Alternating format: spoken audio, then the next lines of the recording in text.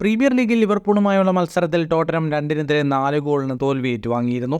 ഇതോടെ ടോട്ടനത്തിന് champions league യോഗ്യതാ പ്രതീക്ഷകൾക്ക് കനത്ത തിരിച്ചടിയേൽക്കുകയും ചെയ്തു. ഇതിനിടെ മത്സരത്തിനിടെ മറ്റൊരു സംഭവം കൂടിയുണ്ടായി. ടോട്ടനത്തിന്റെ അർജന്റൈൻ ബ്രസീൽ താരങ്ങൾ കൊമ്പുകോർത്തതായിരുന്നു ഇത്. അർജന്റൈൻ താരം ക്രിസ്ത്യൻ റൊമേറോയും ബ്രസീലിയൻ താരം എമേഴ്സൺ റോയലുമാണ് ഒരേ ടീമിലായിട്ടും തർക്കത്തിലേർപ്പെട്ടത്. വാഗ്വാദം രൂക്ഷമായതോടെ ഗോൾ കീപ്പർ വിസാരിയോ ഇരുവരുടെയും നടുക്കെത്തി പിടിച്ചു മാറ്റുകയായിരുന്നു. അർജന്റീന ബ്രസീൽ താരങ്ങൾ പരസ്പരം ഏറ്റുമുട്ടിയ വിഷയത്തിൽ പരിശീലകനായ പോസ്റ്റകോഗ്ലുവിന്റെ പ്രതികരണം ഇങ്ങനെയായിരുന്നു: അവർ ടീമിന്റെ കാര്യത്തിൽ വളരെയധികം കെയർ ചെയ്യുന്നുണ്ട് എന്നുള്ളതിന്റെ തെളിവാണ് നടന്ന സംഭവം. ഇരുവരും വളരെയേറെ നിരാശരായിരുന്നു.